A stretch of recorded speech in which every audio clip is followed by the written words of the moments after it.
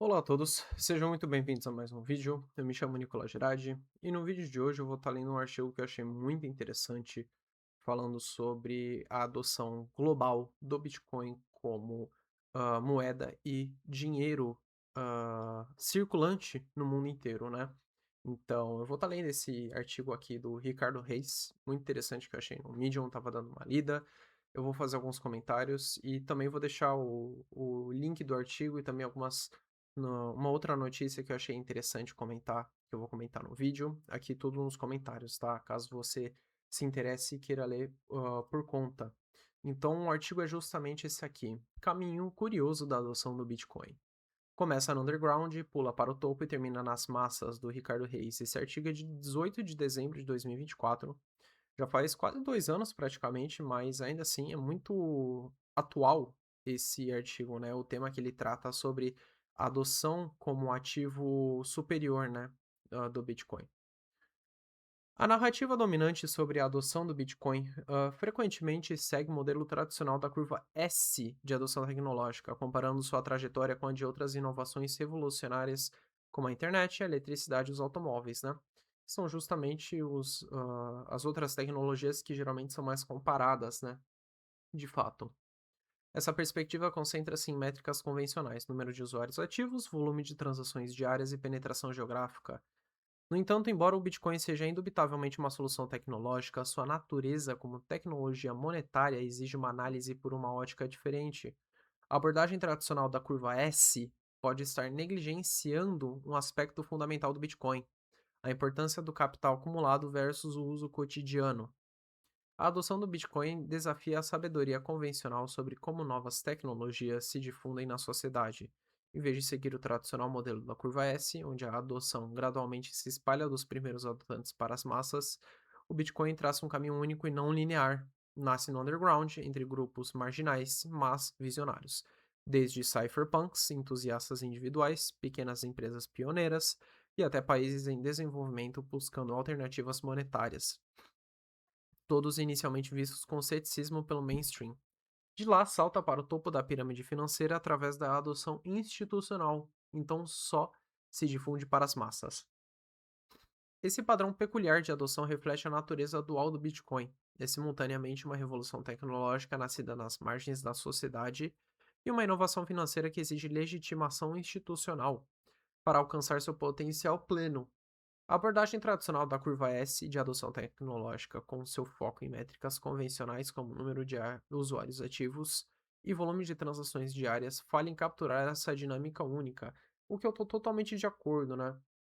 Porque é muito complicado você precisa analisar entender que o Bitcoin não é um ativo comum, ele é um ativo fora da curva, não só foi a primeira criptomoeda a se legitimar no mercado e ser adotada livremente, como tem sido adotada como foi a primeira e a soberana em muitos aspectos de segurança, de criptografia, de não ter um dono de fato, ou seja, ela ter sido entregue, que até chamam do nascimento sem pecado, né, do Bitcoin, né, de o Satoshi Nakamoto nunca ter mexido nos bitcoins da sua carteira, né? Ou seja, ele criou o Bitcoin e se prova que não teve acesso, não teve nenhuma interferência depois dessa criação, né?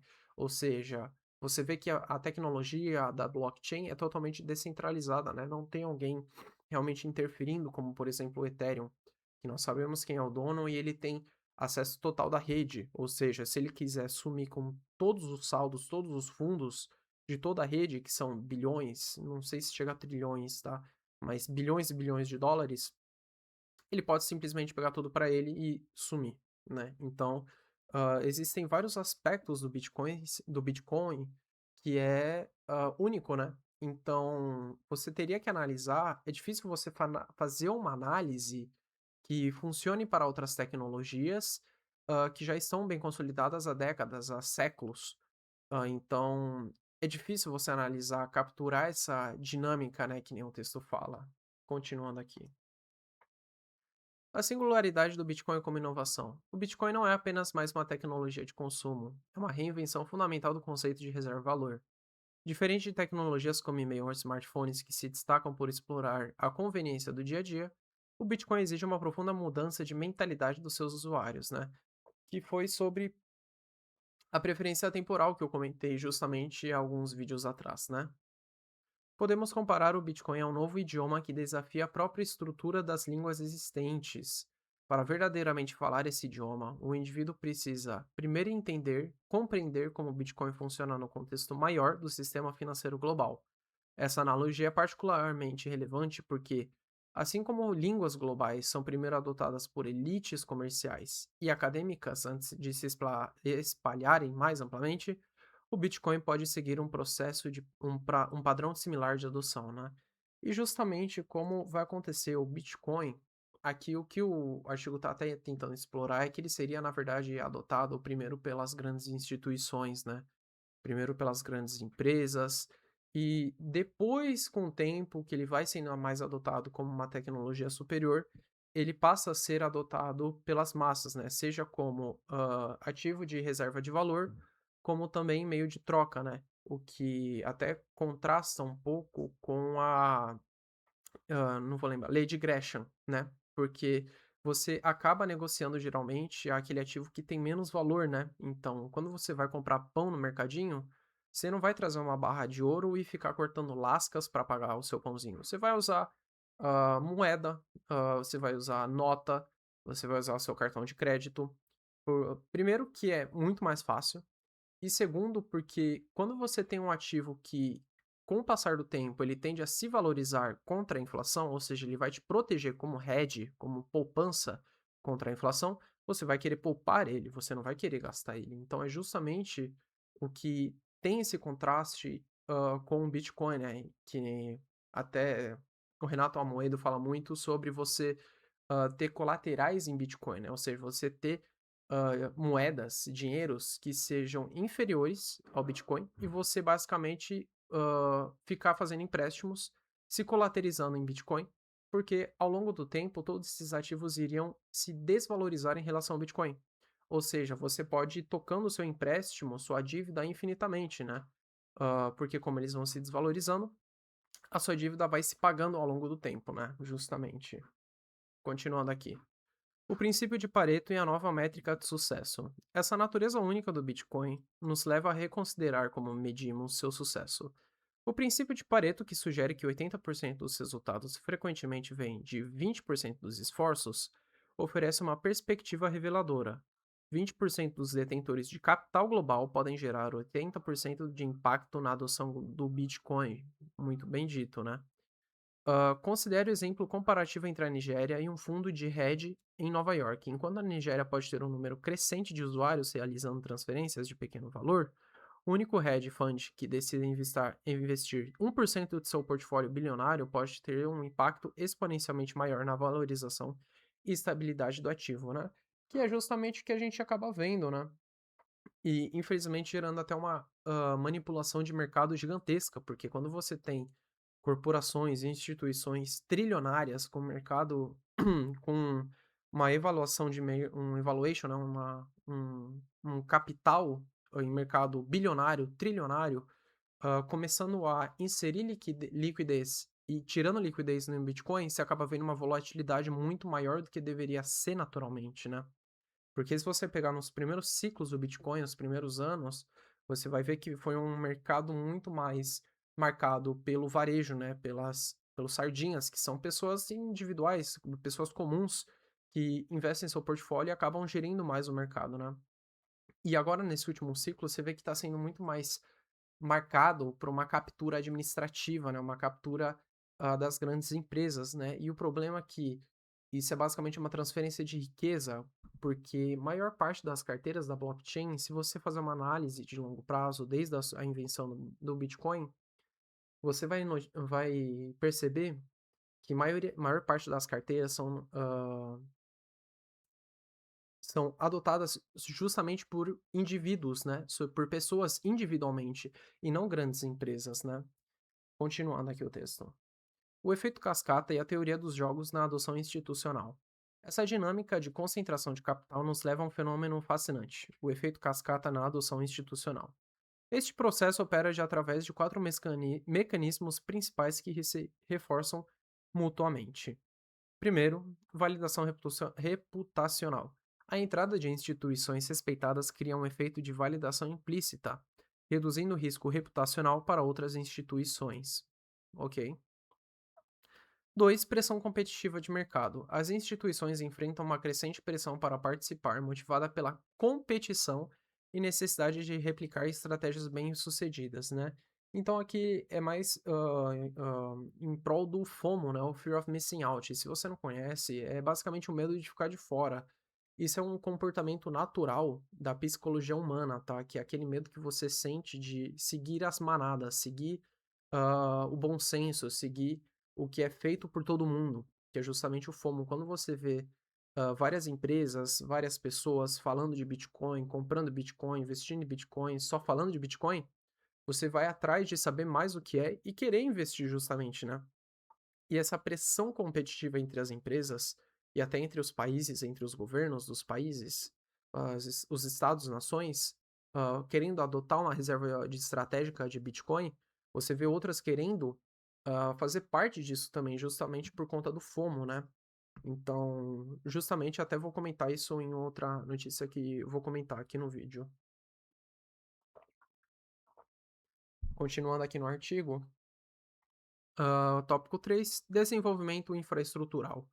Cada nova instituição fortalece o ecossistema através do aprimoramento dos serviços de custódia e práticas de gestão de risco, ok?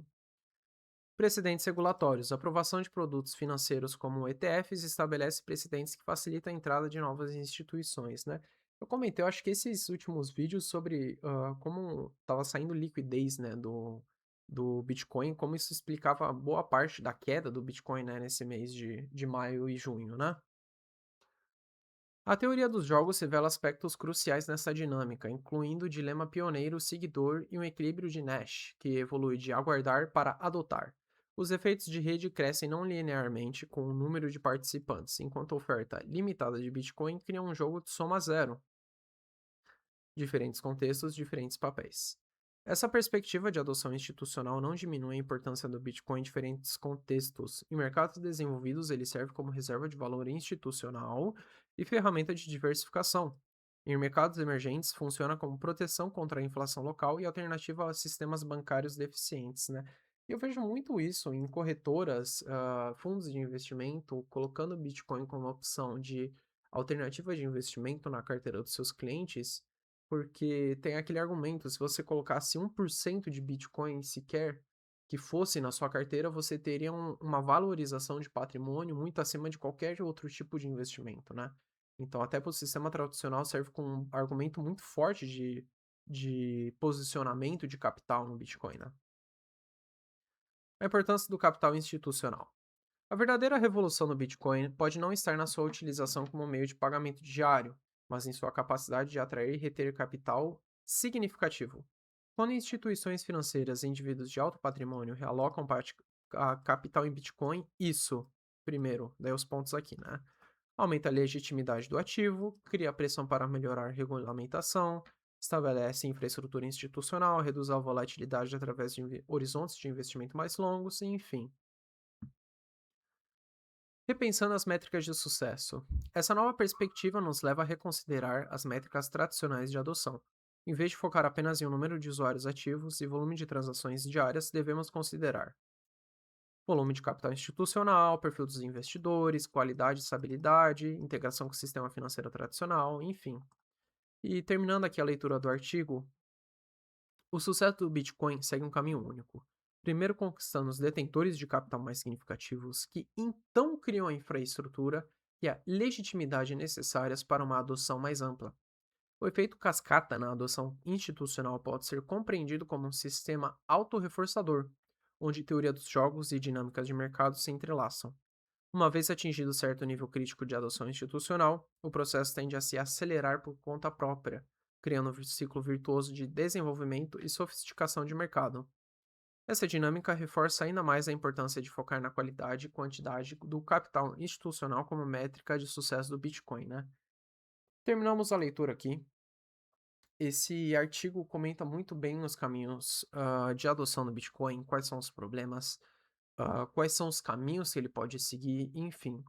E Um ponto muito forte em toda essa narrativa, todo esse argumento é justamente o FOMO, né? E justamente o artigo que eu queria ler, que é bem mais recente do que esse artigo, é esse aqui da Live Coins, né? Eu vou deixar o link aqui embaixo para você ler, que é de 3 dias, 4 dias atrás, 5 dias atrás, né? Foi escrito no dia 3/6, hoje é dia 8/6, né? Secretário do Tesouro americano, se eu não me engano, esse é o Scott Bessent, é isso mesmo, o Bessent, afirma que os Estados Unidos estão avançando com velocidade para a criação de reserva estratégica de Bitcoin, né? Foi justamente que comentou o Ricardo comentou aqui no artigo, né? Eu não vou chegar a comentar aqui muito a fundo, né? Mas aqui na carteira dos Estados Unidos, eles basicamente têm 328 mil bitcoins, né? O que é uma boa quantidade, mas não chega a ser tanto, porque basicamente a Strategy, a empresa do Michael Saylor, tem basicamente quase o triplo, né? Dessa quantidade total. Existe até algumas narrativas falando que, na verdade, o Michael Saylor é um agente duplo, espião, né, que trabalha para o governo dos Estados Unidos, já que ele foi formado, se eu não me engano, na Marinha, e tem muitos amigos envolvidos com o do governo americano, né. Então dizem até que ele seria um agente duplo, né, que basicamente ele queria capturar o máximo de bitcoins possíveis para que os Estados Unidos desapropriasse esses bitcoins, essa quantidade gigantesca, inestimável de bitcoins, como fez com o ouro, né, logo depois da Segunda Guerra Mundial não, depois do crash do Banco de Wall Street, né, que basicamente ele, tomou todo o ouro da população, colocou de forma fixa que o ouro valia mais e basicamente deu a mesma quantidade de ouro que valia antes de ter aumentado o preço em dólares para a população, né? Ou seja, basicamente ele pegou ouro mais barato e ele próprio aumentou o preço do ouro, né? Então, justamente o que vai acontecer com os Estados Unidos. Existe uma narrativa muito forte que isso pode acontecer, né? Que é justamente a tese estratégica do livro Soft War, que é um livro muito interessante, muito técnico, muito complexo, que explica como isso funcionaria, né, na prática. Eu acho até interessante fazer um vídeo explicando melhor. Eu não cheguei a ler esse livro inteiro, eu dei uma lida, assim, em alguns capítulos e uma estudada na tese se realmente faz sentido, né? Na minha cabeça faz sentido, né? E tem uma grande possibilidade de acontecer, pelo menos na próxima década, né? Talvez não até 2030, mas talvez na próxima década, daqui 10 anos até, seria uma boa probabilidade de acontecer essa tese, né, dos Estados Unidos, na verdade, desapropriar todos os bitcoins em custódia de ETFs, em custódia de corretoras e que seja, para depois o Bitcoin valorizar muito e eles poderem não só arcar com a dívida pública americana, que passa dos 30 trilhões de dólares, que é uma quantidade ridícula, se você pensar. Ninguém tem dinheiro para pagar isso, então eles poderiam prolongar essa dívida, pagar uma parte dessa dívida, inclusive, ah, desapropriando os bitcoins, e também ficar à frente dos seus maiores concorrentes, a China, a Rússia, a Coreia do Norte, Irã, que seja, né? E podendo continuar sendo a nação mais potente do planeta, né? O que é uma tese muito interessante, né? Mas enfim, já falei bastante aqui. Acho que a leitura aqui do artigo foi muito proveitosa. Se você gostou desse artigo, tem alguma dúvida, gostaria de comentar alguma coisa, deixa aqui nos comentários. Seja muito bem-vindo ao canal.